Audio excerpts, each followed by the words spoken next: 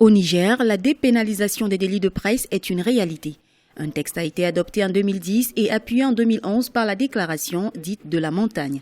Cette notification stipule ainsi que le pays devrait abandonner toute loi répressive et appelle à l'abolition des lois pénales concernant les délits de diffamation et d'insulte. Il y a une liberté d'expression qui est là, n'est-ce pas? Les gens disent des choses, sur les réseaux sociaux c'est des insultes tout le temps, mis à part les événements de Charlie Hebdo et puis les derniers événements où il y avait une certaine atteinte à l'unité nationale, les réseaux sociaux n'ont jamais été interrompus. Au Niger, on est un peu jaloux de notre liberté.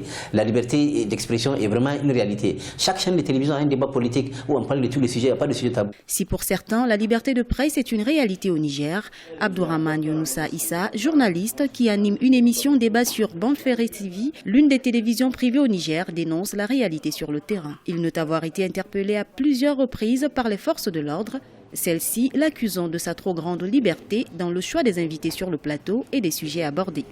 Rien qu'au cours de l'année 2015, j'ai été interpellé 3 fois dans les locaux de la police judiciaire pour des faits liés à la tenue ou à la diffusion de cette émission.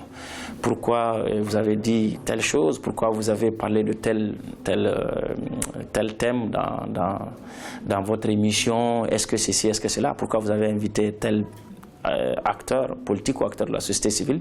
Heureusement, l'émission est organisée de façon que c'est les mêmes acteurs, les mêmes invités, puisque nous les appelons des consultants. Selon l'ONG Reporters sans frontières, la liberté de presse au Niger a évolué. Ce pays de près de 18 millions d'habitants est passé de la 53e place en 2002 à la 47e sur les 180 pays en 2015.